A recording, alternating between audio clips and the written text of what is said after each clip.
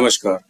Notes के लिए video के डिस्क्रिप्शन बॉक्स में चेक कीजिए और इसी तरह के और भी सब्जेक्ट्स मैंने कवर किए हैं हैंड रिटन नोट्स के साथ। उन वीडियोस का लिंक भी आपको डिस्क्रिप्शन बॉक्स में मिल जाएगा।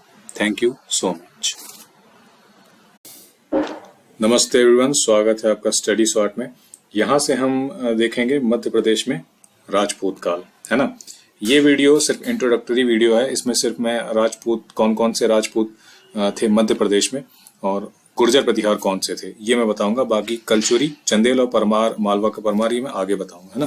पहले मैप के थ्रू आपको दिखा देता हूँ, इसको पहले आप समझ लीजिए। मध्य प्रदेश में 4 राजपूत वंशों का शासन मिलता है। एक गुर्जर प्रतिहार, ठीक है, दूसरा कलचुरी, ये भी राजपूत, और एक चंदेल और एक मालवा के परमार हो गए, ठीक है। गुर्जर प्रतिहार, इस वंश की स्थापना किसने की थी? नागभट्ट प्रथम ने की थी। और इसका अंतिम शासक कौन था? राज्यपाल था। राज्यपाल की हत्या किसने की थी? चंदेल वंश का शासक था विद्याधर, उसने राज्यपाल की हत्या कर दी थी। क्यों कर दी थी? क्योंकि देखिए उस समय महमूद गजनवी के भारत में बहुत आक्रमण हो रहे थे।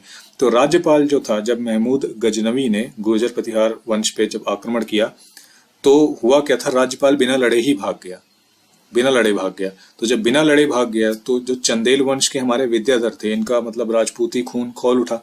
मतलब उन्होंने ये सोचा ना कि भाई राजपूत हो गए, तुमने जो है राजपूतों की नाक कटा दी, बिना लड़े कैसे भाग गए, रणभूमि में मर जाते तो अलग बात होती।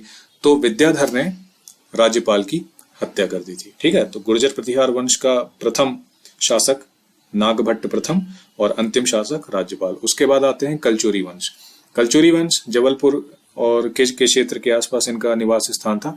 तो कलचुरी में 2 टाइप के आपको कलचुरी मिलेंगे, एक माहिष्मती के कलचुरी मिलेंगे और एक त्रिपुरी के कलचुरी मिलेंगे। माहिष्मती के कलचुरी पुराने हैं, सबसे पुराने हैं। और जब माहिष्मती के कलचुरी का जब पतन हुआ तो उसके बाद स्टार्ट हुए त्रिपुरी के कलचुरी। यानी माहिष्मती के कलचुरी जब पराजित हो गए थे, जब हार गए थे, उसके बाद इन्होंने अपना एरिया बदला और त्रिपुरी आ गए, जबलपुर वाले क्षेत्र में आ गए और यहाँ पे त्रिपुरी के कलचुरी वंश की स्थापना की थी, ठीक है ना।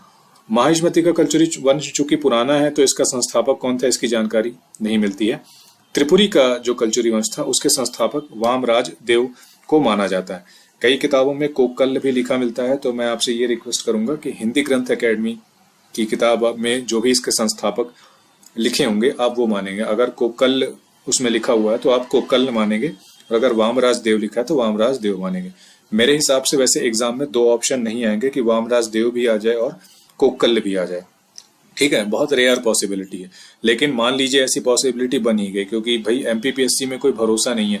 हर साल क्वेश्चन आते हैं, कुछ डिलीट हो जाते हैं, कुछ में 2 ऑप्शन सही हो जाते हैं। इसलिए मैं आपको बोल रहा हूँ कि हिंदी ग्रंथ एकेडमी में आप देखिएगा, उसमें त्रिपुरी के कलचुरी वंश का संस्थापक किसे माना हुआ है, ठीक है। अगर वामराज देव को माना हुआ है तो ठीक है, अगर नहीं माना हुआ है तो आप कोक्कल कर लेंगे यहाँ पे, है ना। मैं क्यों नहीं कर पा रहा हूँ भाई, इस समय मैं मध्य प्रदेश से बाहर हूँ और यहाँ पे मेरे पास कोई नोट्स वगैरह नहीं है, कोई किताब वगैरह नहीं है ना। तो जो नोट्स मिले मैंने उसमें से प्रिपेयर किया है, और जहां पे मुझे लगता है कि आपको क्रॉस चेक कर लेना चाहिए ताकि कोई नुकसान ना हो, है ना, कुछ गलत फैक्ट ना मिल जाए आपको, मैं आपको पहले ही बता देता हूं। तो इसको हिंदी ग्रंथ एकेडमी से आप चेक कर लेना। त्रिपुरी के कलचुरी वंश हो गए। उसके बाद एक राजपूत वंश आते हैं आपके चंदेल। चंदेल वंश का संस्थापक कौन था? नन्नुक। और चंदेल वंश का आखिरी शासक परमार्दी देव। फिर आते हैं मालवा का परमार वंश। इसका संस्थापक था उपेंद्र कृष्णराज, और इसी मालवा परमार वंश में एक प्रसिद्ध राजा हुए राजा भोज। और मालवा परमार के आखिरी जो शासक थे वो थे महलक देव, ठीक है। तो ये मध्य प्रदेश में राजपूत काल के टोटल जितने राजपूत थे, अब मैं आपको मैप में बता देता हूँ कहाँ कहाँ पे थे। ये देखिए, चंदेल वंश का जो शासन था वो इस एरिया में था, बुंदेलखंड वाले एरिया में था, जो मध्य प्रदेश का ऊपरी हिस्सा है। छतरपुर हो गया, सागर हो गया, उत्तर प्रदेश का बांदा जिला हो गया, महोबा हो गया, है ना, जो ऊपरी जिला खजुराहो वाला जो एरिया हो गया। तो बुंदेलखंड के एरिया में जो शासन करते थे चंदेल शासन करते थे, ठीक है। मालवा के एरिया में परमार शासन करते थे, जैसे धार हो गया, इंदौर हो गया, उज्जैन हो गया, है ना। जो भी मालवा का क्षेत्र था, आपको देखकर समझ आई हो गया होगा ना। मालवा का जो क्षेत्र था उसमें परमार शासन किया करते थे, और जबलपुर का जो क्षेत्र था उसके आसपास कलचुरी शासन किया करते थे। ये चीज आई आपको समझ में। अब गुर्जर प्रतिहार जो थे, ये अभी आपको यहाँ पे लग रहा है गुर्जर प्रतिहार।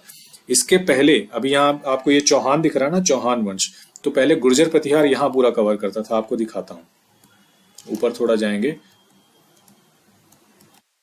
तो ये देखिए, गुर्जर प्रतिहार वंश। तो गुर्जर प्रतिहार वंश पहले ये देखिए यहाँ पे था गुर्जर प्रतिहार वंश, और ये मध्य प्रदेश का कौन सा हिस्सा है? मध्य प्रदेश का ये पश्चिमी हिस्सा है ना। तो मध्य प्रदेश का पश्चिमी हिस्सा यानी उज्जैन के आसपास का जो क्षेत्र था उस पर गुर्जर प्रतिहारों का कब्जा था। बाद में फिर चौहानों ने जब इनको पराजित कर दिया तो ये सिमट गए और सिमट के यहां तक रह गए। एक मिनट, ये सिमट के यहां तक रह गए, ठीक है। तो मध्य प्रदेश में राजपूत वंश कहाँ कहाँ पे थे ये आपको इस मैप से बिल्कुल क्लियर हो गया होगा, है ना। अब इस वीडियो में हम गुर्जर प्रतिहार के बारे में देखेंगे, बाकी एक एक वीडियो में मैं आपको परमार के बारे में बताऊंगा, एक में चंदेल के बारे में और एक में कलचुरी के बारे में। अब थोड़ा सा गुर्जर प्रतिहार को देख लेते हैं। बहुत ज्यादा फैक्ट नहीं है, बहुत कम फैक्ट है गुर्जर प्रतिहार में। गुर्जर प्रतिहार में सबसे पहले आपको जो याद रखना है, बहुत इंपॉर्टेंट फैक्ट, कि इसका संस्थापक कौन था? नागभट्ट प्रथम। आपको मैं एक सजेशन देता हूं कि आप एक पेज अलग से बना लीजिएगा और उस पेज में सभी वंशों के जो संस्थापक से वो अलग से लिखिएगा, सभी वंशों के। गुर्जर प्रतिहार का कौन था, चंदेल का कौन था, परमार का कौन था, कलचुरी का कौन था, ठीक है, सिंधिया का कौन था, होलकर वंश का कौन था। ये एक पेज अलग से लेके सारे वंश के संस्थापक आप लाइन से लिख लीजिएगा। ये मैं इसलिए बोल रहा हूं क्योंकि यही तरीका मैंने यूज किया था और इसी तरीके का यूज करके प्रीलिम्स जो है मेरा पहली बार में निकला था, है ना। इसलिए आपको बता रहा हूँ क्योंकि जो फैक्ट आपको पता है कि इंपॉर्टेंट है, इनमें भूलने की संभावना ज्यादा है और एग्जाम में वो क्वेश्चन आते ही आते हैं, तो उसको अलग से ही एक कॉपी बना लो और अलग से लिख लो। तो अलग से आपको ये लिखना है सारे वंश और उनके संस्थापक एमपी से रिलेटेड, है ना, वो आपको अलग से लिखने हैं। अब आ जाते हैं गुर्जर प्रतिहार में। तो गुर्जर प्रतिहार वंश के संस्थापक कौन था? नागभट्ट प्रथम। पहली राजधानी जो इसकी थी वो कन्नौज थी, क्योंकि त्रिपक्षीय संघर्ष चलता था। इंडियन हिस्ट्री में आपने त्रिपक्षीय संघर्ष पढ़ा होगा, पाल प्रतिहारों और राष्ट्रकूटों के बीच में चलता था, ठीक है। तो पहली राजधानी कन्नौज थी और द्वितीय राजधानी उज्जैन को इसने बनाया था, ठीक है। संस्थापक कौन था गुर्जर प्रतिहार का? नागभट्ट प्रथम, ठीक। अब नीचे आते हैं। नागभट्ट प्रथम में सिर्फ इतना ही इंपॉर्टेंट है और ये नागभट्ट द्वितीय भी कुछ खास एमपी के हिसाब से इंपॉर्टेंट नहीं है। सबसे इंपॉर्टेंट है इसमें मिहिर भोज, है ना। मिहिर भोज क्यों इंपॉर्टेंट है? क्योंकि इसने ग्वालियर के किले में तेली के मंदिर का निर्माण किया था। एमपी का आर्ट एंड कल्चर अगर आपने पढ़ा होगा तो ग्वालियर में एक तेली का मंदिर है। एमपी के आर्ट एंड कल्चर का वीडियो पड़ा हुआ है, वो आप देखिएगा। मैं आपको बता देता हूँ कहाँ पे है। ये चैनल पे जब आप जाएंगे तो या तो वीडियोस में चले जाओ या प्लेलिस्ट में चले जाओ, कहीं पे भी चले जाओ। मैं प्लेलिस्ट से आपको बता रहा हूँ।